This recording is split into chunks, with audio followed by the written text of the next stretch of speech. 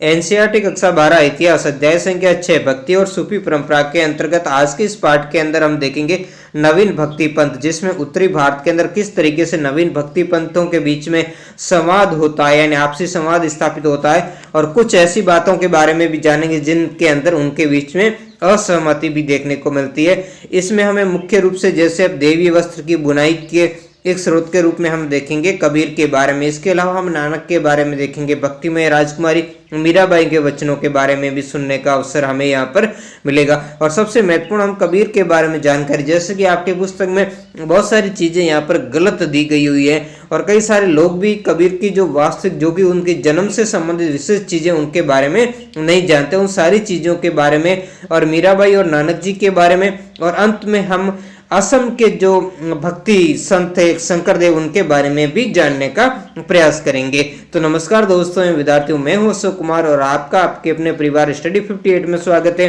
आज के इस वीडियो के अंदर हम विस्तृत रूप से डिस्कस करेंगे भक्ति की नवीन पंथ परंपरा। आप सभी से रिक्वेस्ट है कि वीडियो को लाइक कमेंट शेयर जरूर करें और चैनल पर पहली बार आए तो चैनल को सब्सक्राइब करना न भूलें। तो हम यहाँ देखेंगे अनेक संत कवियों ने नवीन सामाजिक परिस्थितियों, विचारों और संस्थाओं के साथ स्पष्ट रूप से यह सांकेतिक दोनों किस्म के संवाद कायम किए। किसने? अनेक संत और कवि हुए, चाहे वो संत हुए चाहे वो कवि हुए, उन्होंने जो नवीन सामाजिक परिस्थितियां थी, नए विचार थे या नई जो संस्थाएं थी, उनमें कई ने स्पष्ट रूप से और कई ने विभिन्न संकेतों के माध्यम से आपस में क्या किया? संवाद किया, यानी विचारों का उनके बीच में क्या हुआ? आदान प्रदान हुआ। और इस काल में हम तीन प्रमुख और प्रभावशाली व्यक्तियों पर दृष्टिपात करेंगे। वो तीन व्यक्ति कौन है? एक कबीर, दूसरे नानक जी और तीसरी मीराबाई। इनके तीनों के बीच में किस तरीके से नवीन सामाजिक परिस्थितियों, विचारों और संस्थाओं के साथ में उनके संवाद हुए, उस संवादों को हम उनके दोहों के माध्यम से आपकी बुक्स में कमाए, लेकिन वो उससे अलावा भी मैं काफी कुछ आपको बताने वाला हूं। तो आज का ये वीडियो आपके लिए बड़ा ही इंटरेस्टिंग रहने वाला है। तो कबीर के बारे में एक देवीय वस्त्र की बुनाई, क्यों ऐसा क्यों कहा गया? क्योंकि कबीर जी जुल्हा थे और हमेशा वो अपने वस्त्र बुनाई करके ही अपना निर्वाह किया करते थे और बच्चे कुछ पैसे का क्या कर देते थे? भंडारा कर दिया करते थे। और वस्त्र बुनते बुनते यानी जो सांसारिक जीवन को जीते हुए उन्होंने आध्यात्मिक जीवन की उन्नति का संदेश दिया था। इस तरीके कारण यहाँ पर देवीय वस्त्र की बुनाई के बारे में लिखा, यानी जो देवीय का मतलब जो भक्ति की जो बात थी, या जो हम जिसको परमात्मा कहते हैं या पूर्ण ब्रह्म जिसको कहते हैं, या उसकी प्राप्ति का जो रास्ता है, उस रास्ते को बुनने का यानी उसकी पूरी आधारशिला रखने का काम कबीर ने किया था। तो सबसे पहले उन कबीर के बारे में हम यहाँ देख लेते हैं। जैसे यहाँ पर यह रचना कबीर की मानी जाती, जो एक ईश्वर के बारे में उन्होंने कही है कि हे भाई बताओ, किस तरह हो सकता है कि संसार के एक नहीं दो स्वामी हो? किसने तुम्हें भ्रमित किया? ईश्वर अनेक नामों से पुकारा, जैसे अल्लाह, राम, करीम, केशव, हरि और हजरत। विभिन्नता है तो केवल शब्दों में, जिनका आविष्कार हम समवे करते।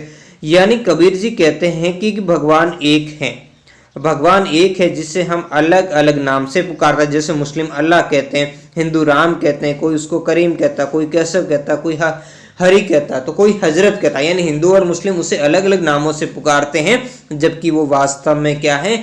वो एक ही प्रभु है जिसकी हमें क्या करनी चाहिए? भक्ति करनी चाहिए। यानी वो एकेश्वरवाद का समर्थन करते हैं। जैसे हम देखते हैं कि उन्हीं के वचनों के अंदर हमें जब देखने को मिलता है, तब वो कहते हैं कि अक्षर पुरुष एक पेड़ है, निरंजन वा की डाल, तीनों देवा सा काय पात रूप संसार। यानी वो ये कहते हैं कि अक्षर पुरुष तो एक पेड़ के जैसा है, और बाकी जैसे अन्य जो देवता, जैसे एक देवता की उन्होंने बात की निरंजन, जिसको हम निर्गुण निराकार कहते हैं, तो वो एक डाली के समान है। और उसके आगे फिर छोटी छोटी डालियां, वैसे तीन देवाएं, और फिर पत्ते हैं, वो पत्ते मतलब संसार जो है, जो जितनी भी संसार के अंदर जीव जंतु वगैरह पाए जाते हैं, वो पत्तों के रूप में यहाँ पर पाए जाते हैं। तो यहाँ भी उनके एकेश्वरवाद को ये क्या करता है? स्पष्ट करता है। तो ये केवल शब्दों के रूप में जिनका आविष्कार वो कहते हैं हम खुद करते हैं, बाकी भगवान में कोई विभेद नहीं है। कबीर कहते हैं कि दोनों ही भुलावे में, किसको कहते हैं? हिंदू और मुसलमान दोनों को ही कहते हैं आप भुलावे में हो, आप भगवान को नहीं पहचानते, आप ईश्वर को नहीं जानते, और आप व्यर्थ में ही आपस में क्या करते हो? लड़ते रहते हो। इनमें कोई राम को प्राप्त नहीं कर सकता। उन्होंने कहा था कि राम राम सारा जगत पकाने, आदि राम कोई बिरला जाने। और वो आदि राम कौन है? उनकी प्राप्ति के लिए इन्होंने हिंदू और मुस्लिम दोनों को कहा है।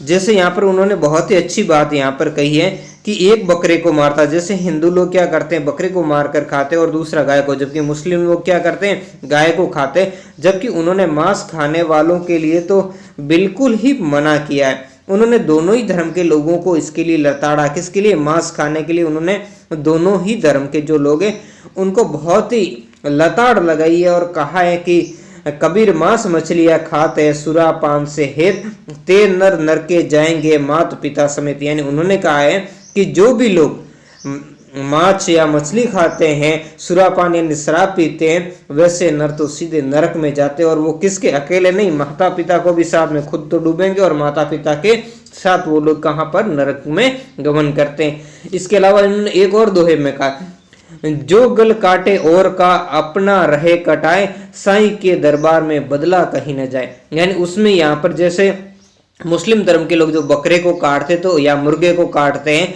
या फिर हिंदू धर्म के लोग काटते हो, तो उन दोनों ही धर्म के लोगों के लिए उन्होंने कहा है कि अगर आप किसी दूसरे का गला आज काटते हो, कल वही व्यक्ति जिस बकरे का या जिस मुर्गे का आप गला काटते हो, कल वही बकरा या मुर्गा आज या क्या बनेगा, या तो मुल्ला बनेगा या फिर जो काटने वाला व्यक्ति वो बनेगा। और वही फिर क्या करे, आप क्या बनोगे, आप मुर्गे बनोगे या फिर बकरे बनोगे, और वही वापस आपका गला काटेगा। यानी कहने का मतलब है उनका कि बदला कहीं नहीं जाएगा। अगर आज आप बकरे का गला काटते हो तो कल बकरा मनुष्य का रूप लेगा और वो आप बकरे का रूप बनोगे और वो आपका गला काटेगा। तो इस कारण उन्होंने मांस मच्छी खाने पर उन्होंने क्या किया, बिल्कुल ही कटाक्ष किया और इसका मना किया है। तो और वे पूरा जीवन विवादों में ही गंवा देते हैं। अब यहाँ पर इन्होंने लिखा है कि वो पूरा जीवन, जबकि वो एक परम संत थे और सत्य रास्ता बताने के लिए आए थे, क्योंकि वो न तो हिंदू में भेद करते थे न मुसलमान। उन्होंने कहा था ये तो एक ही ईश्वर की संतान है, उन सबको वो एक करने के लिए आए थे। और जो भी बुराई, चाहे वो उन्हें हिंदू धर्म में दिखे चाहे मुस्लिम धर्म के अंदर दिखी, उन सब का उन्होंने क्या किया था, पुरजोर तरीके से विरोध किया था। तो इसी कारण इनके बारे में कहा जाता है कि वो, अब यहाँ इस पुस्तक में किसी भी हिसाब से वो लिख सकते हैं, जैसे मूर्ति पूजा के अंदर भी वो विरोध करते हैं। दोनों धर्म के बारे में कहते हैं कि जैसे कहते हैं कि पहाड़ पूजे हरि मिले तो मैं पूजूं पहाड़, वाते तो चाकी भली पीस खाए संसार। यानी उन्होंने कहा कि पत्थर पूजने से अगर हरि यानी भगवान मिलता है तो मैं तो पूरे पहाड़ की पूजा कर लूं। और उसने कहा उससे तो अच्छी है जो पत्थर की बनी हुई चक्की होती है, जो घरों के अंदर जो आटा पीसने काम आती है, कि उसकी पूजा करो, और ताकि उससे क्या हो, आप सबको क्या होगा, खाने के लिए आटा मिलेगा।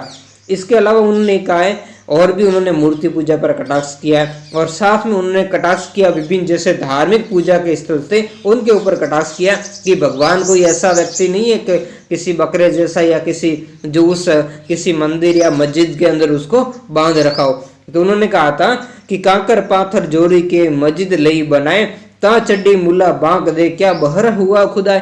यानी जो मुस्लिम धर्म के जो मुल्ला वगैरह होते हैं मस्जिद के अंदर ऊपर चढ़ करके, पहले के समय जब वाद्य यंत्र नहीं होते थे तो ऊपर चढ़कर ऊंचाई पर उस पर बांध दिया कि यानी जोर से बोला करते थे, तो उन्होंने उन पर भी कटाक्ष किया। आज जैसे लाउड स्पीकर लगा कर बोलते तो कटाक्ष किया, क्या भाई भगवान वो अल्लाह बहरा थोड़ा ही है जो आप जोर जोर से कहकर चिल्लाते, यानी वो तो हृदय में अगर आप उनको याद करोगे तो भी वो क्या करेगा, सुन लेगा। तो इस तरीके से उन्होंने क्या किया, वास्तविक मर्म समझाने का काम किया दोनों ही धर्म के लोगों को, और दोनों ही धर्म के लोगों को कहा कि भगवान एक है, आप व्यर्थ में मत झगड़ो और उस एक भगवान की प्राप्ति का क्या करो, यत्न करो। अब यहाँ से हम देखेंगे कबीर, उनके जीवन के बारे में बाद में देखेंगे जब आगे हमें विवरण देखने को मिलेगा। कबीर लगभग 14वीं और 15वीं शताब्दी में हुए।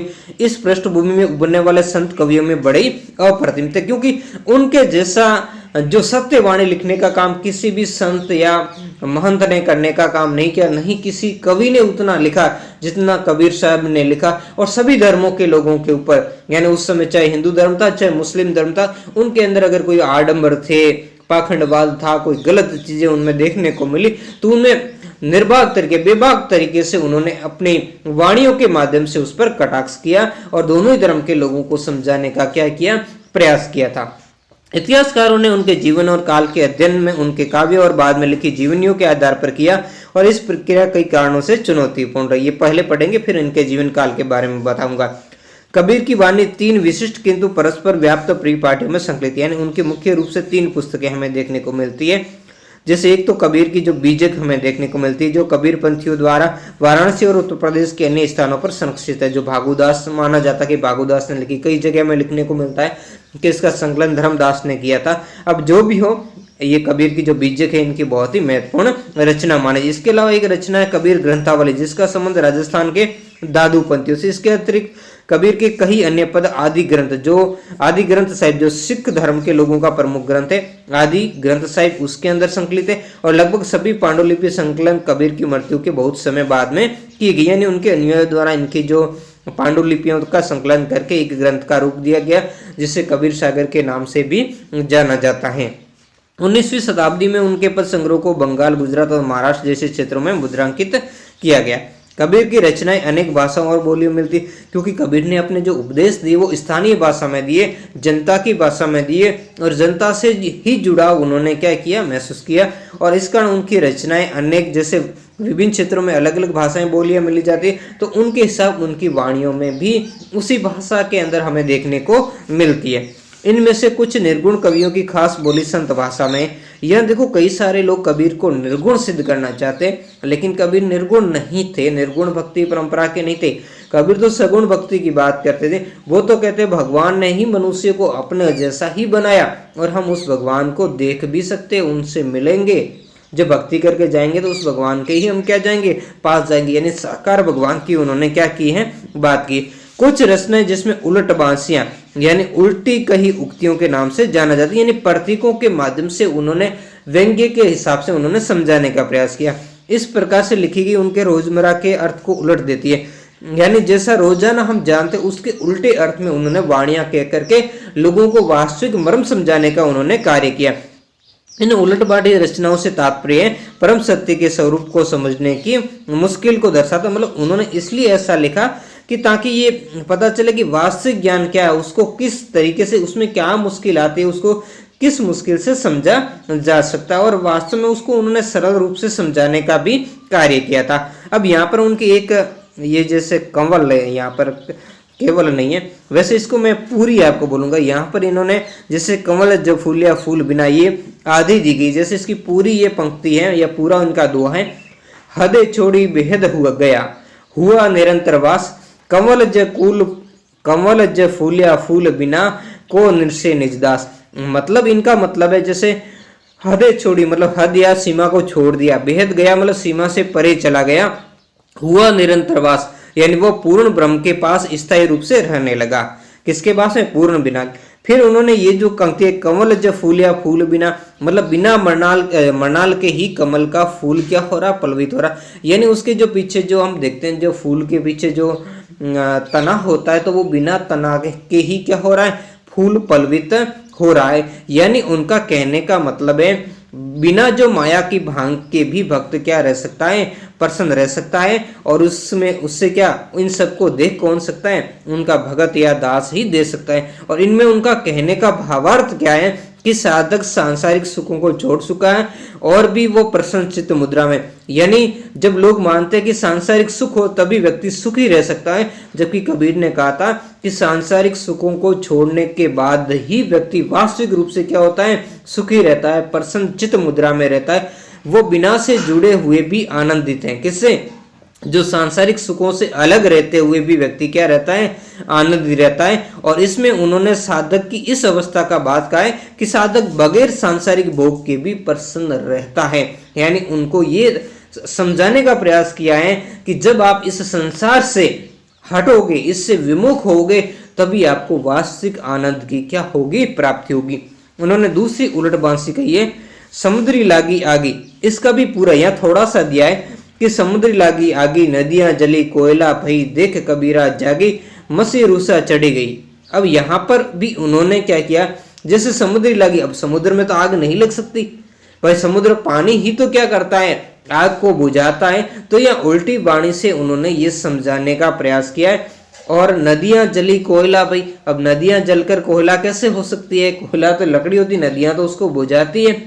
तो हमारे जो आत्मा और परमात्मा होती है उनके संबंधों की बात उन्होंने यहाँ पर की गई है। और जो जलने की जो बात है, जो ईर्ष्या रूपारी हमारे यहाँ जो हमारे चित्त या मन की जो वासनाएं होती है, जो विभिन्न इंद्रियां हमारे शरीर के अंदर यहाँ पर लेके हमें रोके रखती, तो उनकी यहाँ पर उनके जलने की यहाँ पर बात कही गई है। और फिर कबीरा के देख कबीरा जागी मसी रूचा चढ़ गई, यानी फिर उनका मसी रूचा चढ़ गई, मतलब फिर आत्मा जब ये सारी अपनी वासनाएं वगैरह यहाँ से जल जाती है तो वो परमात्मा की तरफ यानी ऊपर के लोगों की तरफ चली जाती। तो इस तरीके से उन्होंने रहस्यवादी तरीके से उलट बांसियों के माध्यम से लोगों को समझाने का कार्य किया था। अभिव्यंजनाएं कबीर की रहस्यवादी अनुभूतियों को क्या करती है, दर्शाती है, और इसके माध्यम से वो व्यक्ति को इस संसार से मन हटाकर इस सांसारिक जीवन से उस पारलौकिक जीवन की बात कहते हैं, यानी जो यहाँ से दूर है। उन्होंने कहा था ना कि पहले हद छाड़ी बेहद गया, मतलब इस संसार की सीमा को छोड़ करके पार चले जाना, पार लोक जिसको वो सतलोक के नाम से कहते हैं, जहाँ किसी प्रकार का कष्ट नहीं है, जहाँ सर्व प्रकार के सुख साधन उपलब्ध है, वहां जाने की वो बात कह रहे हैं। कबीर वाणी की एक और विशेषता यह है कि उन्होंने परम सत्य को वर्णित करने के लिए अनेक परिपाटियों का सहारा लिया। इस्लामी दर्शन की तरफ इस सत्य को कि अल्लाह, खुदा, हजरत, पीर कहते हैं, यानी वो क्या कहते हैं, इस सत्य को क्या कहते हैं, इस्लामी दर्शन में जैसे माना जाता है उसको अल्लाह, खुदा, हजरत या पीर कहा जाता है। वेदांत दर्शन से प्रभावित हुए सत्य को अलग यानी अदर से निराकार, निराकार भी वो जिसको हम देख नहीं सकते या जिसका कोई आकार नहीं होता, यानी जो मूर्ति रूप में नहीं आता, जिसकी हम मूर्ति रूप में कल्पना नहीं कर सकते, ऐसा, और ब्रह्मन और आत्मन का करके ही संबोधित किया। कबीर कुछ और शब्द पदों का इस्तेमाल करते हैं जिससे शब्द और शून्य ये अभिनय योगी परंपरा से क्या है, ली गई है, यानी जिसमें वो शून्य और शब्द के माध्यम से लोगों को वास्तविक मर्म क्या करते हैं, समझाने का प्रयास करते हैं। जैसे यहाँ पर मैं एक आपको दोहा बताता हूँ, काबा फिर काशी भया, उन्होंने क्या कहा कि काबा फिर काशी भया, राम भया रहीम, मोट चून मैदा भया, मोड़ चून मैदा भया, बैठ कबीरा जीम, बैठ कबीरा जीम, यानी उन्होंने कहा था दोनों ही धर्मों के बीच में आपसी संबंध उन्होंने बनाने के लिए काबा तो काशी हो गया और राम क्या हो गए, रहीम हो गए, और मोट से चूना भया, मतलब क्या है, मोट को चुन करके क्या किया, उससे मैदा बनाया, और कबीर बैठ कबीरा जी, मतलब इसमें भी उन्होंने उलट बांसी जैसा ही कटाक्ष किया है और लोगों को समझाने का काम किया है कि दोनों ही धर्म क्या है, एक है, और दोनों ही धर्म को जो कबीर जी ने कहा जो रास्ता बता रहे उसी रास्ते का क्या करना चाहिए, अनुसरण करना चाहिए। और वैसे ही ब्रह्म के लिए भी ये बीच में उन्होंने कहा है और बहुत ही अच्छा कटाक्ष किया कि कस्तूरी तो कुंडली बसे, मर्ग ढूंढे वनमाई, मतलब कहते हैं जैसे कस्तूरी, जो कस्तूरी मर्ग होता है उसके नाभि के अंदर होती है कुंडली, मतलब उसके नाभि के, लेकिन वो मर्ग को जब उसकी सुंगंध आती तो भी वनों में वो खोजता फिरता है और उसके कारण वो मृत्यु को भी प्राप्त कर जाता है, क्योंकि शिकारी कहीं उसकी टोर ले लेता है और उसका शिकार कर देता है। तो वैसे ही कबीर साहब कहते हैं कि आपका जो भगवान है आपके हृदय के अंदर है, वो सिर्फ नाम सुमरन से प्राप्त होगा, और उसको आप कहीं इधर उधर तीर्थों पे, व्रतों पे, हिंदू और मुसलमान दोनों को कहा, जैसे मुसलमान जियारत करने जाते हैं, हिंदू लोग विभिन्न तीर्थ स्थलों की यात्रा करते हैं, तो आप उनको न जाने कहाँ कहाँ ढूंढते फिरते, और भी दोहों में कहते हैं वो तो न मक्का में, न काशी में है ना, न कैलाश में, वो कहीं भी नहीं है, वो तो सिर्फ क्या है, मन के अंदर है, हृदय के अंदर है, जो सिर्फ नाम सुमरण से, जो सतगुरु आपको नाम सुमरण देगा उससे प्राप्त होगा। ऐसे घर घर घट घट, इसमें आगे कहते हैं ऐसे घट घट राम है दुनिया देखे नाई, यानी जो घट घट यानी अपने अंदर ही राम है, वो कण कण में व्याप्त है, लेकिन दुनिया उस असली राम को नहीं पहचान पा रही है, उसको पहचानने में क्या कर रही है, गलती कर रही है।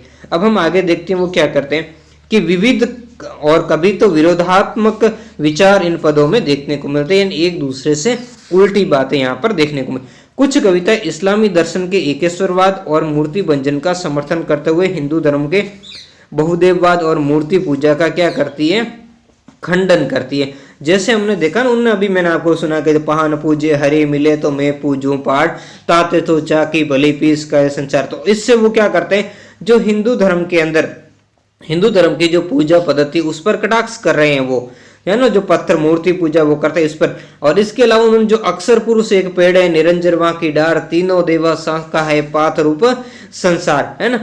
फिर इसके अलावा वो कहते हैं भैरव भूत सेठ शीतला, इस तरीके से कह करके भी वो क्या करते हैं, भैरव भूत सेठ शीतला और हनुमत, इनको जो पूजे तो तहाँ से दूर भगवान, ऐसा वो कह करके भी उन्होंने हिंदू धर्म के देवी देवताओं के ऊपर भी वो क्या करते हैं, कटाक्ष करते हैं कि इनकी पूजा से आपको भगवान मिलने वाला नहीं है, जो कि हिंदू धर्म में बहुदेववाद की क्या की जाती है, पूजा की जाती है और उसकी मूर्ति पूजा का खंडन करते हैं। तो उनसे उनको ये लगता है कि वो जैसे मुस्लिम धर्म में एक ही अल्लाह की बात की जाती है, तो वो कहते हैं कि वो एक ही एकेश्वरवाद का क्या करते हैं, समर्थन करते हैं और मुस्लिम लोग मूर्ति बंजगी माने जाते हैं। और जब भी आप देखते हो भारत के अंदर जितने भी आक्रमण हुए तो उन्होंने मंदिरों को तोड़ा, मूर्तियों को तोड़ा। तो यहाँ एक तरफ से क्या, लेकिन वो वास्तव में वैसा नहीं, वो सही मर्म समझा रहे हैं और वो दोनों को कह रहे हैं। हिंदू धर्म वाले जैसे मूर्ति पूजा पर ज्यादा ध्यान देते हैं, तो इसी कारण उन्होंने मूर्ति पूजा पर कटाक्ष किया। मुस्लिम धर्म के लोग मस्जिद पर ज्यादा, मस्जिद में जो इबादत के लिए जाते, तो उन्होंने मस्जिद पर भी कटाक्ष किया कि कांकर पाथी जोड़ के मस्जिद लई बनाए, ता चढ़ी मुल्ला बांक दे, क्या बहरा हुआ खुदा है, क्या बहरा हो गया खुदा। आपने खुद ने भी पत्थर कांकर जोड़कर मस्जिद बनाई और उसके ऊपर मुल्ला को चढ़ाकर बांध दिया कि अल्लाह इतना बहरा हो गया कि उसको सुनाई नहीं देता।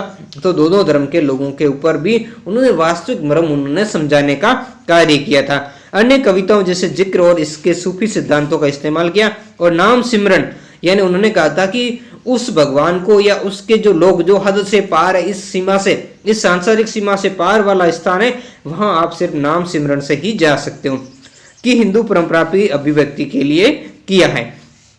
क्या ये सभी कविताएं कबीर द्वारा रची गई? अब देखो ये क्या ही कहते हैं कबीर द्वारा, ये कहना मुश्किल है। विद्वान पदों की भाषा शैली और विषय वस्तु के आधार पर ये स्थापित करने की कोशिश करते हैं कि कौन से पद कबीर के हैं। कबीर की समृद्ध परंपरा इस तथ्य की घोतक है कि कबीर पहले और आज भी उन लोगों के लिए प्रेरणा स्रोत है जो सत्य की खोज में रूढ़िवादी परंपरा आजकल हमें देखने को मिलती है और हमें वास्तविक सत्य से, हमारे वास्तविक जो ईश्वर या जिसको प्रभु हम कहते हैं या जो अल्लाह, गॉड, खुदा कुछ भी कहें, उनसे हमें उन्होंने क्या कर दिया है, दूर कर दिया है। उनसे हमें प्राप्ति का प्रयास करते उन लोगों के लिए और धार्मिक और सामाजिक संस्थाओं, विचारों और व्यवहारों को प्रश्नवाचक दृष्टि से हमें देखने को मिलती है। किनको दोबारा यहाँ पर आप समझ लीजिए, तो उन्होंने किन के लिए प्रेरणा स्रोत यहाँ बने, यहाँ से फिर से आप देख लीजिए, जो सत्य की खोज में, इसकी खोज में। एक ये फोटो पहले देख लेते हैं हम, तो ये फोटो कहाँ का है, राह चलते संगीत का, जो 17वीं शताब्दी का एक मुगल चित्र। ये संभवतः ऐसे गायक संतों की रचनाओं में गाया करते थे, मतलब जो संत कबीर जैसे की जो रचनाएं होती थी तो उनको ये क्या करते थे, गाया करते थे। तो इस तरीके से ये किस तरीके से जो रात के समय इनका समय व्यतीत होता था, तो उस समय के अंदर राहगीर थोड़े समय के लिए इस गीतों को या इनके कबीर साहब के दोहों को गा करके अपना जो समय, मन को वास्तव हल्का कर लेते थे और शरीर को फिर से ऊर्जावान बना लेते थे। यहाँ पर हम आगे देखेंगे कबीर के विचार संभवतः हमें अवध प्रदेश, जो कि उत्तर प्रदेश की सूफी और योगी परंपराओं के साथ हुए उनके संवाद और विवाद के माध्यम से क्या हुए, घने।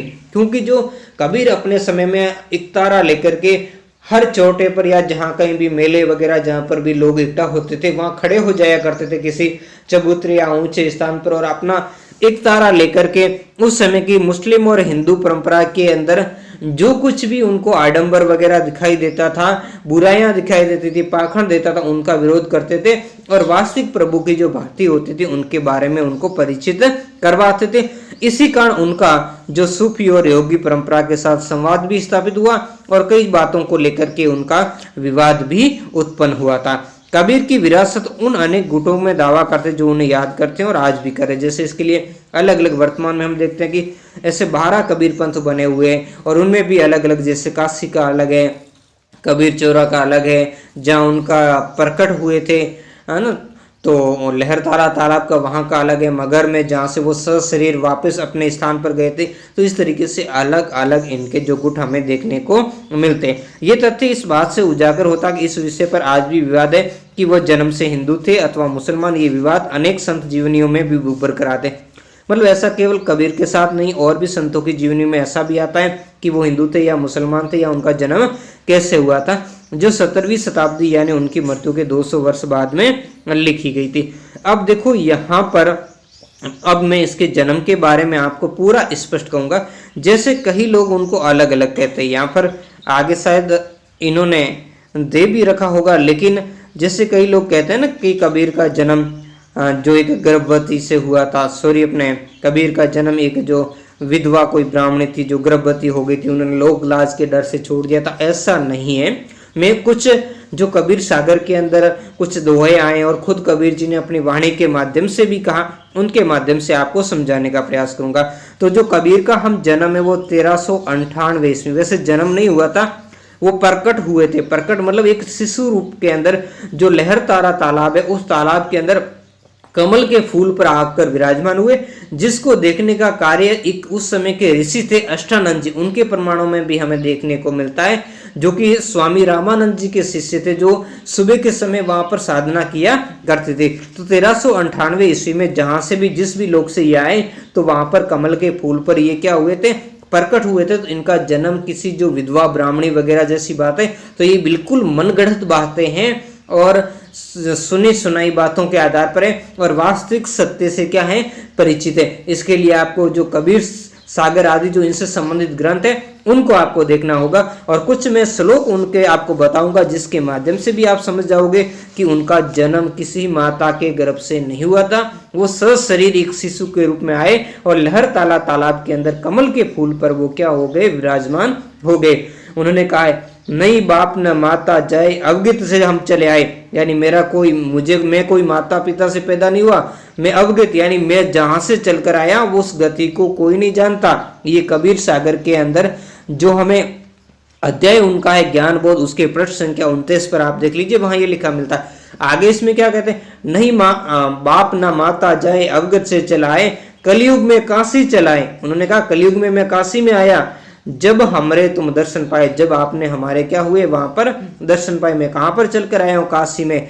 इसके अलावा आगे क्या कहें, आगे और कहते हैं इस कबीर सागर के ज्ञान बोध अध्याय के अंदर भी प्रश्न संख्या 36 पर आप देखोगे, 36 पर, तो भग की राह हम नहीं आए। भग मतलब जो संसार की बात करिए, संसार में जैसे बाकी लोगों की जन्म मृत्यु होती है, वैसे मैं माता के गर्भ से जन्म नहीं लेता, जन्म मरण में नहीं समय।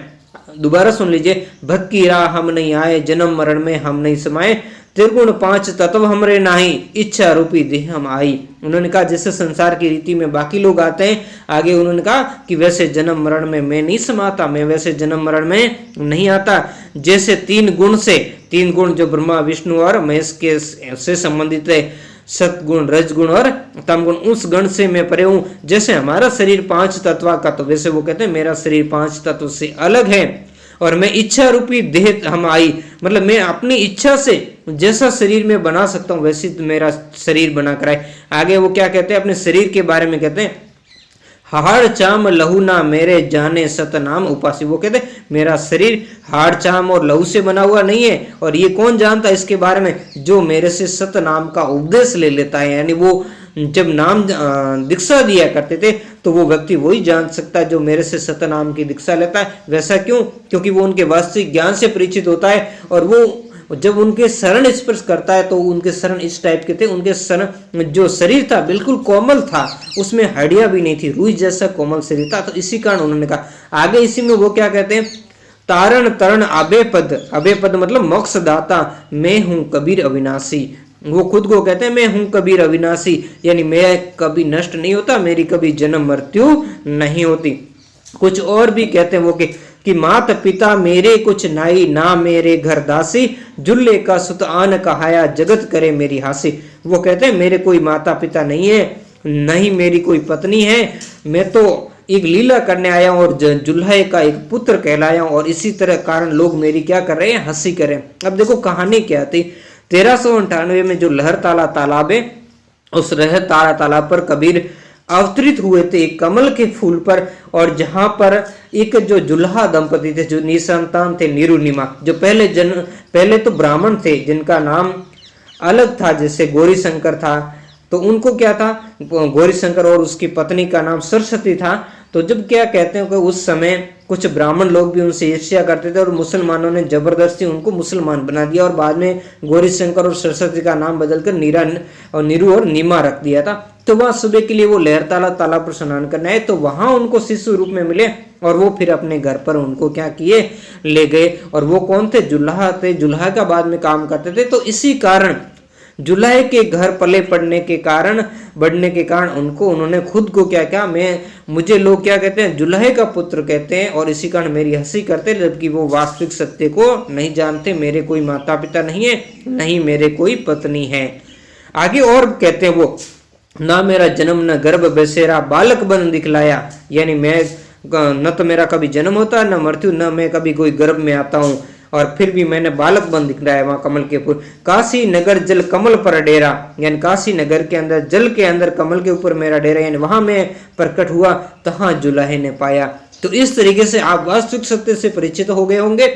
और इससे संबंधित मैं कुछ चीजें, मेरा जो ब्लॉग है कबीर क्लासेज 58, उस पर भी मैं डालने का काम करूंगा, और शायद मौका मिला तो इससे संबंधित मैं एक रिसर्च पेपर भी प्रकाशन करने का प्रयास करूंगा, क्योंकि उनकी जन्म और मृत्यु से संबंधित खूब सारी बातें, और फिर बाद में इनका जन्म 1398 से अवतरित हुए थे और 1518 तक ये इस धरती पर रहे और अपने ज्ञान से लोगों को क्या किया, परिपूर्ण किया। और उसके बाद में मगर से ये सशरीर वापस गए, इनका पीछे शरीर नहीं मिला था, पीछे उनके कुछ फूल मिले थे। हिंदू और मुसलमान दोनों सेनाएं लेकर आ गए थे, उसमें वीर देव सिंह बघेल और बिजली का पठान दोनों ही सुल्तान थे, एक हिंदू एक मुसलमान।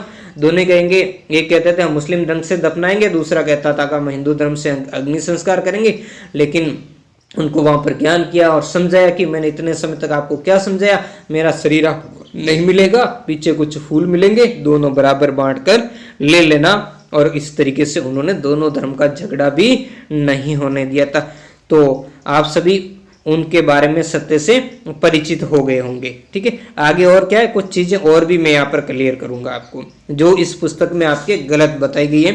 कि जैसे वैष्णव परंपरा की जीवनियों के अंदर, वैष्णव यानी जो विष्णु के पुजारी थे, कबीर का अर्थ उन्होंने जैसे महान, अरबी भाषा के अंदर जैसे आप देखोगे कबीर शब्द का उल्लेख आपको जो मुस्लिम धर्म की जो पवित्र पुस्तक है कुरान शरीफ, उसकी जो आयत संख्या 52 से 58 में भी हमें देखने को मिलता है। ठीक है ना, तो आयत संख्या जो 52 है उसमें भी हमें कबीर शब्द का उल्लेख, हालांकि अरबी में उसका अनुवाद उन्होंने महान कर दिया। तो ये इस तरीके से कुछ चीजें हैं जो हमें, उनका जो वर्णन है सभी धर्म के अंदर हमें देखने को मिलता है। को जन्म से हिंदू कबीरदास बताया गया है, किंतु उनका पालन पोषण गरीब जो मुसलमान परिवार में हुआ, जो जुलाई, जैसा मैंने अभी आपको बताया। और कुछ समय पहले ही इस्लाम धर्म के अनुयायी उनके माता पिता बने थे, जो नीरू और नीमा, जो पहले गौरी शंकर और सरस्वती नाम से ब्राह्मण थे, और बाद में मुसलमानों ने उन्हें क्या कर दिया, बाई फोर्स मुस्लिम बना लिया था। इन जीवनियों में यह भी कहा गया कि कबीर को भक्ति मार्ग दिखाने वाले गुरु रामानंद थे। अब यहाँ पर कुछ चीजें हैं और भी विवादास्पद चीजें दी गई हैं, जिनको भी मैं आपको क्लियर करूंगा। किंतु कबीर के पद गुरु और सतगुरु संबोधन का इस्तेमाल किसी विशेष व्यक्ति के वो संदर्भ के अंदर क्या थे, नहीं करते थे। अब देखो यहाँ पर क्या किया गया है कि यहाँ पर जो है ना विशेष गुरु और सतगुरु शब्द का, देखो गुरु जो सच्चा रास्ता, कबीर ने गुरु की महिमा के बारे में बहुत सारी चीजें कही है। कि जैसे कहा कि गुरु गोविंद दोनों खड़े कांके लागू पाए, बलिहारी गुरु आपने गोविंद दियो मिलाए। यानी उन्होंने कहा कि गुरु और गोविंद यानी भगवान अगर सामने खड़े आ जाए तो आपको सबसे पहले क्या करेंगे, गुरु के चरण लगेंगे और फिर गोविंद यानी भगवान के चरण, क्योंकि बलिहारी गुरु आपने, क्यों गुरु ने ही हमें गोविंद यानी भगवान तक पहुंचने का क्या बताया, रास्ता बताया। तो इस तरीके से उन्होंने गुरु की महिमा की है। अब गुरु कोई व्यक्ति विशेष के लिए नहीं, जो आध्यात्मिक रास्ता बताए वो क्या होता है, गुरु, यानी सच्चा गुरु हो। इसके लिए उन्होंने एक और शब्द का किया, वो सतगुरु होना चाहिए, यानी सच्चा गुरु होना चाहिए जो सत्य रास्ता बताता है, जो हजारों की संख्या में नहीं होता, वो एक समय में पूरे विश्व में क्या होता है, एक ही सतगुरु हुआ करता है। और सतगुरु के बारे में उन्होंने और भी संबोधन किया, किस तरीके से किया, कबीर नौ मन सूत उलझिया, ऋषि रहे झकमार, सतगुरु ऐसा सुलझा दे उलझे न दूजी बार। यानी उन्होंने प्रारंभिक समय के अंदर जैसे जुल्हा थे तो उसमें काम करते थे, तो 9 मन का सूत होता, जो एक मन के अंदर 40 किलो के आसपास होता, 360 किलो के आसपास होता लगभग 9 मन के अंदर। तो उसको सुलझाने में बहुत समय लगता था, क्योंकि अगर धागा टूट जाता तो कपड़े के अंदर गांठ बन जाती और उसका कम मूल्य मिलता था। तो इन्होंने इसी तरीके की भक्ति विधि के बारे में कहा कि भक्ति विधि भी ऐसे हैं, उसे समझना आम व्यक्ति के बस की बात नहीं है, लेकिन अगर सतगुरु की आपको प्राप्ति हो जाती है तो सतगुरु उस ज्ञान को आप इस तरीके से सुलझा देता है, यानी इस तरीके से आपको समझा देता है जैसे 9 मन सूत को जुल्हे सुलझा देते हैं। ठीक है ना, यानी फिर से वो कभी उलझता नहीं, यानी फिर आप कभी अज्ञान में नहीं पड़ते, यानी आपका अज्ञान है वो अज्ञान रूपी अंधकार आपको हट जाता है। ठीक है, तो इसमें किसी व्यक्ति विशेष के लिए नहीं कहा, सतगुरु वही है जो सच्चा रास्ता दिखाए और सत्य ज्ञान से क्या करवाए, परिचित करवाए। इतिहासकारों का यह भी मानना है कि कबीर और रामानंद समकालीन होना मुश्किल प्रतीत होता है जब तक कि उन्हें बहुत लंबी आयु नहीं दी जाए, अतः वे परंपराएं जो दोनों को साथ जोड़ती है स्वीकार नहीं की जा सकती, किंतु उनसे ये अवश्य पता चलता है कि कबीर की विरासत बाद की पीढ़ी के लिए कितनी महत्वपूर्ण है। अब देखो यहाँ फिर से इन्होंने यहाँ पर गलत लिखा गया है ये। अब देखो मैं आपको बताऊं कि जो कबीर थे, कबीर जी का जो समय था इस संसार के अंदर, जब उन्होंने अपने ज्ञान का प्रचार किया था 1398 से लगाकर 1518 ईस्वी तक, मतलब 120 वर्ष तक वो यहाँ पर क्या करें, इस संसार के अंदर रहे और अपने जो आध्यात्मिक जो ज्ञान था उनका प्रचार किया। जबकि जो रामानंद जी थे, रामानंद जी का जो जीवन काल है वो हम देखते हैं 1299, इसको मैं सही लिख देता हूँ, 1299 से लगाकर 1411 ईस्वी तक का माना जाता है। ठीक है, लगभग कहीं थोड़ा बहुत इसमें कम ज्यादा मिल जाता है, लेकिन लगभग ये समय। अब जब क्या होता है कि जब कबीर जी के गुरु कौन थे, रामानंद जी, और कब बने, जब कबीर जी 5 वर्ष की अवस्था के अंदर थे। तो आप 1398 में 5 जोड़ लीजिए, कितना होता है ये, 1403 ईस्वी। तो 1403 ईस्वी मतलब रामानंद जी की जो मृत्यु तो 1411 उस समय। तो उस समय हमें कबीर सागर आदि जो कबीर से संबंधित ग्रंथ उसमें उल्लेख मिलता है कि एक समय जब गुरु रामानंद जी जो पंच या गंगा जो घाट है उस घाट पर सुबह के समय यानी वो भोर में जाते, जब थोड़ा सा अंधकार होता है उस समय स्नान करने के लिए गए होते हैं। तो 5 वर्ष की अवस्था के अंदर जो कबीर जी उस समय वहाँ पर सीढ़ियों के ऊपर लेट जाते और स्वामी रामानंद के जो पैर की जो खड़ा हुए उनके सिर पे लगती है। तो छोटे बालक रूप में थे 5 वर्ष की अवस्था में कबीर जी, तो वो रोने लग जाते हैं। अब जब बच्चा रोने लग जाता, रामानंद जी उसे उठाते और सर पर हाथ लेकर कहते हैं, बच्चा रो मत, राम राम का जाप कर। और जैसे वो झुकते तो उनके जो गले के अंदर जो एक मणके की माला होती थी, जो तुलसी का एक मणका होता था, वो माला उनके गले में हो जाती है। और उसी समय से वो कबीर जी उसे अपना क्या मान लेते हैं, गुरु मान लेते हैं। तो यहाँ पर कुछ कुल मिलाकर ये गलत बात लिखी गई है, वो समकालीन थे और रामानंद जी उनके गुरु थे। क्योंकि जो रामानंद जी जो सिकंदर लोदी के, ये कबीर जी और रामानंद जी दोनों ही सिकंदर लोदी के समकालीन थे, जो मुस्लिम सुल्तान था। और सिकंदर लोदी ने ही रामानंद जी की बाद में क्या की है, हत्या की है। और फिर कबीर जी ने उसका वापस सर जोड़ा था। ये काफ़ी कुछ हमें चमत्कारी घटनाएं भी उन्हें देखने को मिलती है। अगर आप वास्तविक रूप से इस तथ्य को ढूंढेंगे तो ये सारी बातें आपको झूठी मिलेगी, क्योंकि रामानंद जी ही कबीर जी के क्या थे, गुरु थे। और वो कुछ समय के लिए समकालीन थे, ज़्यादा लंबा समय नहीं था, लेकिन वो कुछ समय के लिए क्या थे, समकालीन थे, जो मैंने आपको यहाँ पर डिस्कस किया था। लेकिन कबीर जी की जो विरासत है वो आज भी, यानी आज नहीं, युगों युगों तक सबके लिए क्या है, प्रेरणादायक बन रही है। चाहे वो हिंदू हो, चाहे मुस्लिम हो, चाहे सिख हो, चाहे ईसाई हो, सबके लिए उनकी रचनाएं प्रेरणादायक है। और हिंदू, मुस्लिम और सिखों के अंदर तो उनकी दोहे वगैरह हमें आज भी देखने को मिलते हैं। आगे हम देखेंगे बाबा गुरु नानक और उनके पवित्र शब्द के बारे में। गुरु नानक जी ये भी हिंदू परंपरा से ही संबंधित है, जिनका जन्म 1469 में हुआ और मृत्यु 1539 में हुई। तो जन्म कब हुआ, 1469 के अंदर हुआ था। और कहाँ पर हुआ था वो यहाँ पर इसमें लिखा गया है कि यहाँ पर उनका जन्म नामक एक हिंदू व्यापारी परिवार में हुआ। और उनका जन्म स्थान मुख्य रूप से इस्लाम धर्मावलंबी पंजाब का ननकाना साहिब गांव, जो रावी नदी के पास था, जिसको हम आज जैसे ननकाना साहिब के नाम से जानते हैं, उस समय इसको तलवंडी के नाम से जाना जाता है। तलवंडी जो पाकिस्तान, पंजाब पाकिस्तान वाला क्षेत्र है, उसमें हुआ था। और उन्होंने उनकी जो मृत्यु भी करतारपुर, जो वर्तमान पाकिस्तान है, वहाँ पर 1538, कहीं 38 मिलता है, कहीं 39 मिलता, तो उस समय हुई थी। इनके जो पिताजी थे वो मेहता कालूचंद खत्री थे। इनकी माता का नाम तृप्ता थी, तृप्ता देवी था, जो उनकी जन्म के बाद कुछ समय बाद उनकी क्या हो गई थी, मृत्यु।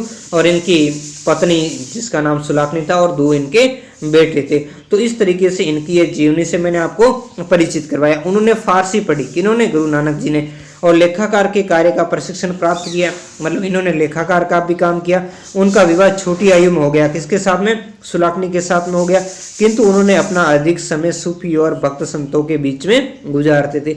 यानी जो मुस्लिम धर्म के जो सूफी संत थे, उन्होंने मक्का की भी यात्रा की और भारत के हर भाग में, वो श्रीलंका तक गए, यानी हर क्षेत्र के अंदर उन्होंने क्या किया, घुमा। और विभिन्न क्षेत्र में जो भी संत थे, चाहे वो मुस्लिम परंपरा से संबंधित हो, चाहे हिंदू धर्म की परंपरा से संबंधित हो, सभी संत मंतों और सूफी लोगों के साथ में उन्होंने क्या किया, संगत की और संवाद कायम किया।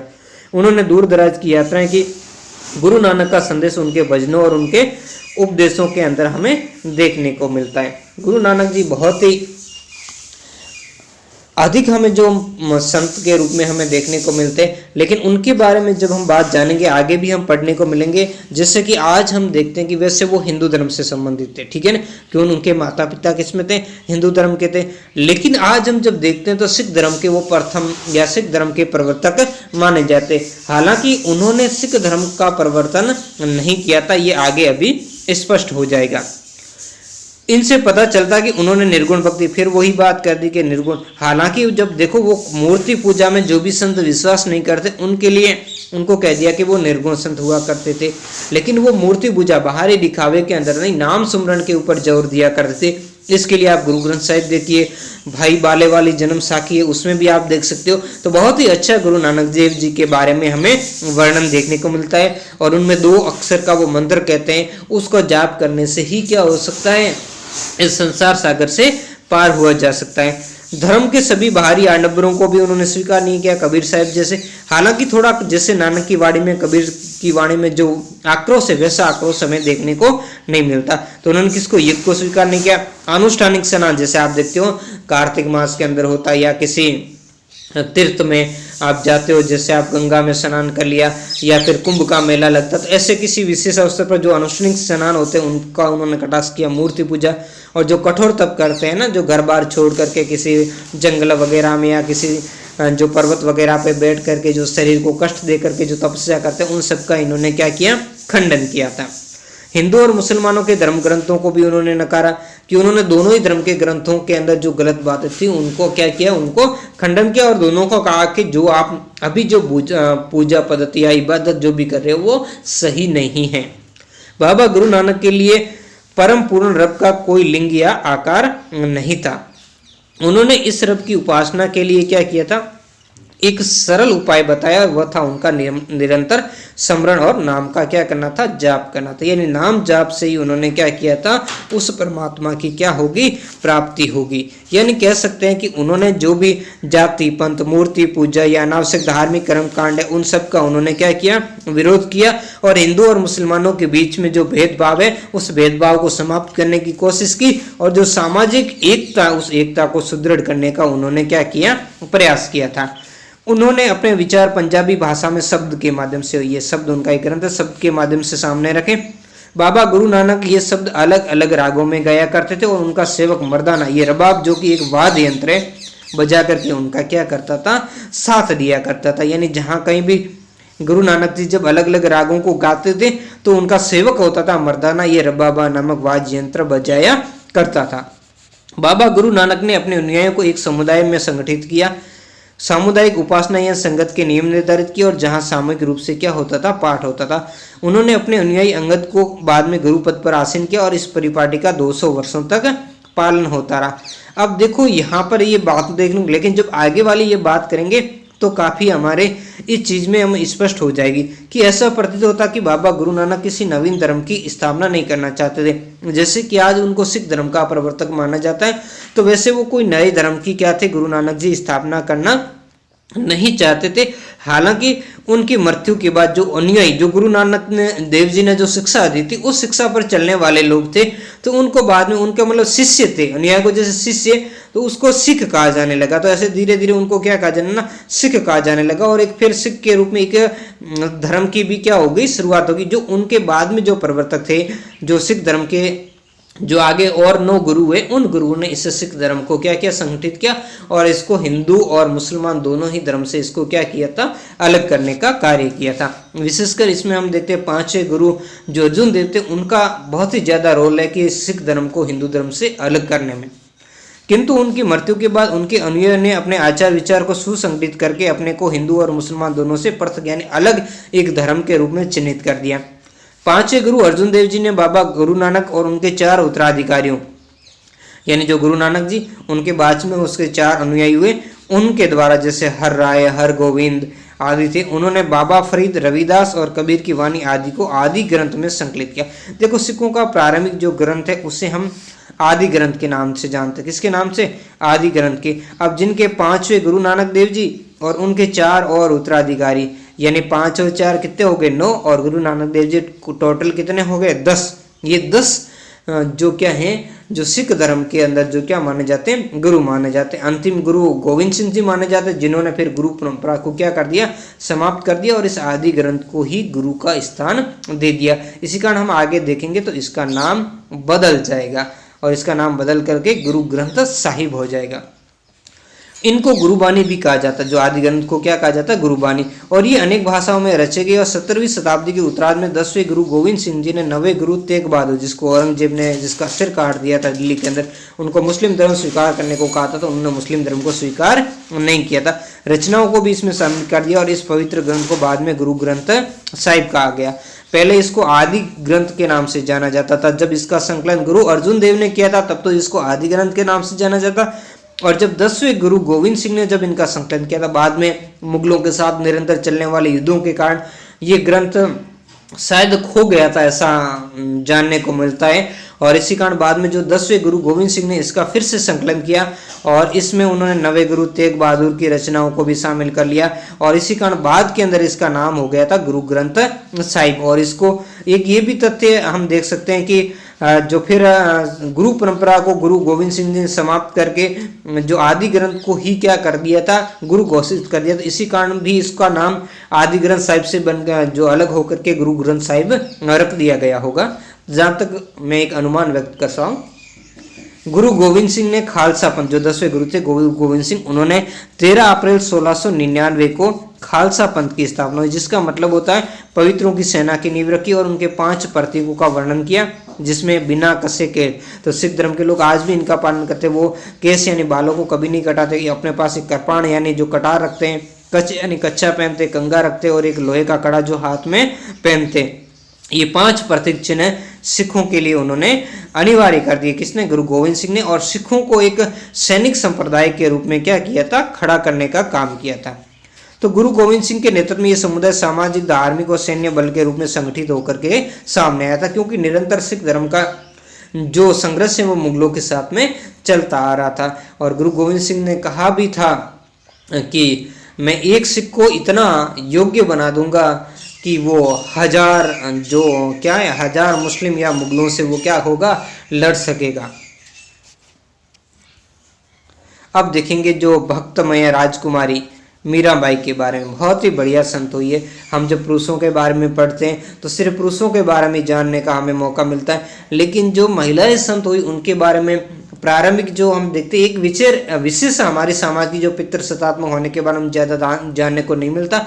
लेकिन अब हम देखते हैं कि कुछ ऐसी जो महिलाएं भी भक्ति संत हुई है, जिन्होंने भी बड़ा ही अच्छा नाम भी कमाया, और साथ में अच्छी अपनी जो दोहों के माध्यम से अच्छी शिक्षा भी हमें प्रदान की है। उसमें से एक है मीराबाई।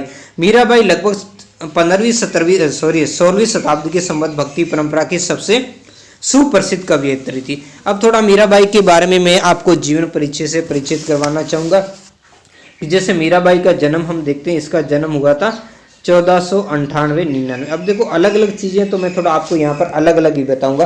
कहीं जैसे इसको 1498 लिखा मिलता है और कहीं 1499 लिखा मिलता है, तो ये इनका जीवन काल माना जाता है। और बाद में इनकी जैसे मृत्यु के बारे में बात की जाती है कि 1546 ईस्वी के अंदर जो डाकोर के अंदर, या जो कह सकते कृष्ण का मंदिर था, वहाँ मंदिर के अंदर ये मूर्ति के अंदर समाहित हो गई थी। तो इनका जन्म जो कुर्की के अंदर, कुर्की नामक स्थान है जो आज वर्तमान समय के अंदर जो पाली जिले के अंदर पड़ता है, वहाँ पर इनके पिता का जो रतन सिंह जी नाम उनके घर हुआ था। ये रतन सिंह की इकलौती पुत्र थी। लेकिन मीराबाई के जन्म के कुछ समय बाद इनकी जो माता है उनकी क्या हो गई थी? मृत्यु हो गई थी। इस कारण जो मेड़ता के शासक थे राव दूधाजी, जो इसके दादाजी थे, उन्होंने इसका क्या किया था? पालन पोषण किया था, यानी उनके पास रखा था। एक मीराबाई के जो बचपन का नाम है,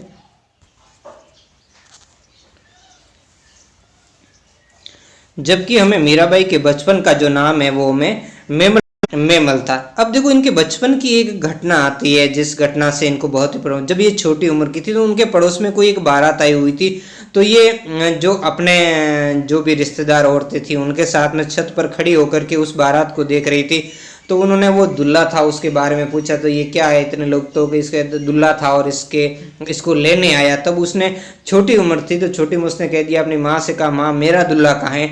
तो उसकी माँ ने एक जो कृष्ण की मूर्ति थी वो उसको पकड़ा दी और कहा कि ये तेरा दुल्हा है। तो बाद में उन्होंने क्या कर दिया था, विवाह करने से भी इनकार कर दिया था। हालांकि हम देखते हैं कि बाद में उनका जब लोक लाज को देखते हुए 1516 ईस्वी में मेवाड़ की जो महाराणा सांगा के सबसे बड़े बेटे भोजराज के साथ उनका विवाह होता, लेकिन वो अपने पति को जाते ही कह देती कि मैं आपके जो माँ और पत्नी का जो दायित्व है मैं नहीं निभाऊंगी, यानी मैं संतान उत्पत्ति नहीं करूंगी, मैं और कृष्ण से भक्ति करूंगी। और बाद में जब खानवा का युद्ध होता है तो खानवा के युद्ध में अपने पति की, उनका जो पति होता है भोजराज की मृत्यु होती है, और उस मृत्यु के बाद वो तो पूर्ण रूप से भक्ति में ही क्या हो जाती है, रस बच जाती है।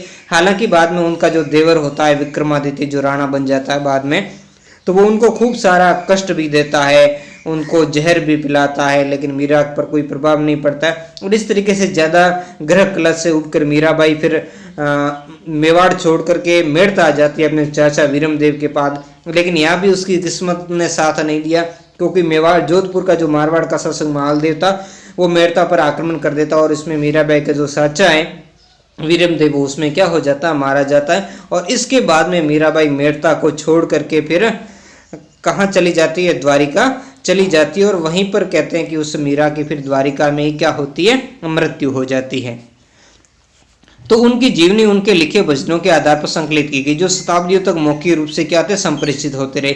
मीराबाई मेवाड़ के मेड़ता जिले की एक राजपूत राजकुमारी थी, जैसा कि मैंने आपको बताया, जिनका विवाह उनकी इच्छा के विरुद्ध मेवाड़ के सिसोदिया कुल के अंदर जो महाराणा सांगा के बेटे भोजराज के साथ में हुआ।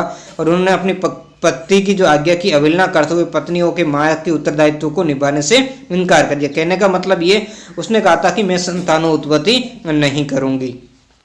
और विष्णु के अवतार कृष्ण को अपना एकमात्र पति मानती थी, क्योंकि पहले तो उसने विवाह का भी विरोध किया, क्योंकि उसने तो जब विवाह प्रारंभ हो गया तो उसने अपनी माँ को कहा मेरा विवाह तो कृष्ण के साथ हो गया है, और किसी भी लड़की का विवाह तो एक बार ही तो हो सकता है, अब बार बार क्यों। फिर भी लोक परंपरा के अनुसार उसको भेज दिया, तो उसने अपने पति को कहा। हालांकि भोजराज अच्छी आत्मा के व्यक्ति थे, तो उन्होंने मीराबाई को कोई परेशान नहीं किया, और उनके लिए वहाँ पर उनके लिए अलग से उनके लिए कृष्ण का मंदिर भी बना दिया। जो आप चित्तौड़ कभी जाओ तो चित्तौड़ के दुर्ग के अंदर आप उस मंदिर को भी देख सकते हो।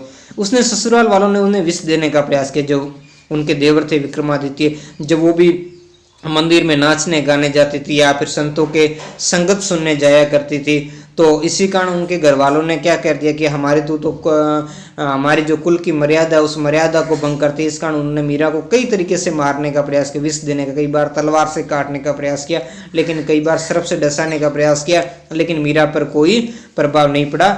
और इस कारण मीरा तंग हो गई और वो राजभवन यानी जो मेवाड़ से निकलकर फिर एक परिवार जी का संत बन गई थी। मतलब जो फिर यहाँ पर एक ये मूर्ति भी देख सकते हो, मतलब फिर जैसे बाकी भक्ति संत होते हैं उनके जैसे वस्त्र वगैरह धारण करके फिर वो एक संत बन गई। एक कृष्ण की जो मूर्ति है जिसमें वो मुरली बजा रहे हैं, ये 15वीं शताब्दी की तमिलनाडु से प्राप्त एक पत्थर की मूर्ति है। यहाँ कृष्ण को बांसुरी बजते हुए दिखाया गया। मीराबाई कृष्ण के इसी रूप को पूजती थी, मतलब ये नहीं, लेकिन मीराबाई कृष्ण के इसी रूप को पूजा करती थी। अब ये कृष्ण के प्रति उनका क्या मन था वो उसको देखते। हालांकि मीराबाई प्रारंभ के अंदर कृष्ण की भक्ति में थी, लेकिन बाद में जब उनको रविदास जी से वास्तविक उपदेश हुआ, जब कबीर जी और रविदास जी दोनों मीराबाई से मिले और उनको वास्तविक तथ्य से परिचित करवाया कि जो कृष्ण है, कृष्ण ही पूर्ण परमात्मा नहीं है, इनकी भक्ति से नहीं हो सकता। हालांकि कृष्ण उनके साथ आते थे, नृत्य करते थे, तो मीराबाई ने ये बात उनसे भी कही थी, कृष्ण जी से भी कही थी। तो कृष्ण जी ने भी उनको कहा था कि भाई वो संत जी सत्य बात कह रहे हैं और वो उनसे अलग है शक्ति वो कोई। तो इसके बाद कृष्ण जी के कहने पर उन्होंने फिर कबीर जी से कहा था कि आप मुझे वो भक्ति विधि दान दीजिए, वो नाम सिमरन बताइए। तो कबीर जी के कहने बाद रविदास जी ने उनको मंत्र दीक्षा दी थी। तो उनके बारे में भी अगर वर्णन आया तो आगे हम देखेंगे। तो कृष्ण के प्रति उनका प्रेम कैसा था पहले ये देख लेते हैं। मीराबाई द्वारा रचित एक गीत कि अगर चंद्र की चिता बनाऊं अपने हाथ जला जा, जल बल भई भस्म की डेरी डेरी अपने अंग लगा जा, मीरा कहे प्रभु गिरधर नागर जोत में जोत मिला जा।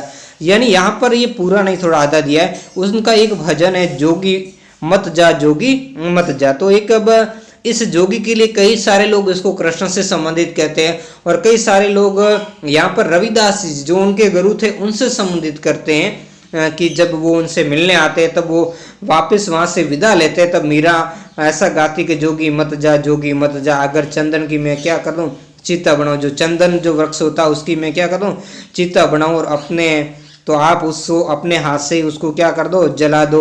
और जल बल भई भस्म की डेरी, यानी जल के बाद में मैं भस्म यानी राख बन जाऊं, तो आप उसको अपने अंग पर लगा लेना। और मीरा कहती मेरे प्रभु यानी गिरधर गोपाल, ज्योत का मतलब होता है ज्योति से ज्योति मिला जा, मतलब इसमें ये गूढ़ रहस्य है कि ज्योति जो होती है परमात्मा की ज्योति मानी जाती है, जैसे भगवान की उस ज्योति से आप मेरी ज्योति यानी मेरा लगन भी, मेरा मिलन भी उनसे करवा दो, ऐसा कुछ कहती है इसमें यहाँ पर कहने को मिलता है।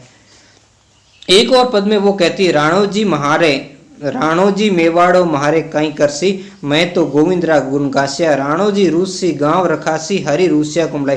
मतलब इसमें वो कहती हैं कि भक्ति के बारे में कितनी समर्पित है उसका यहाँ पर जान, मतलब वो कहती राणो जी, राणा जो मेवाड़ के जो शासक होते हैं उनको राणा कहते हैं, कि मेवाड़ के अगर राणा जी रूठेंगे तो मेरे क्या कर लेंगे, इतना ही तो करेंगे कि मुझे या तो महल से निकाल लेंगे, अगर वो राणा जी रूठ कर मुझे बाहर से निकाल लेंगे तो गांव वाले मुझे रोक लेंगे, लेकिन हरि यानी अगर भगवान ही मेरे से रूठ गया तो मुझे कौन रखेगा, मैं तो गोविंद के गुण गाऊंगी चाहे राणा जी रूठे या न रूठे।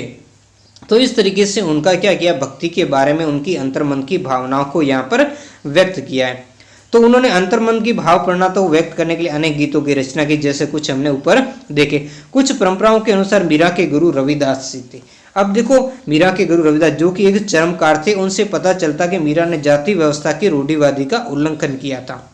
अब देखो यहाँ ध्यान रखना कि मीरा, मैंने पहले भी आपको तथ्य बताया, वो कृष्ण की पूजा करती थी, लेकिन जब उसको रविदास जी और कबीर जी मिले और उनको वास्तविक भक्ति के बारे में बताया, तब उन्होंने क्या किया, कबीर जी से वो उपदेश लेने को तैयार होगी। अब राजकुमारी थी तो कबीर जी ने उन्होंने कहा कि रविदास जी से उपदेश लो, ताकि अब देखना चाहते थे कि उस आखिर जो भगत होता, भगत को वास्तविक विधि भगवान का लाभ तभी मिलेगा जब वो जात पात नहीं रखेगा अपने अंदर।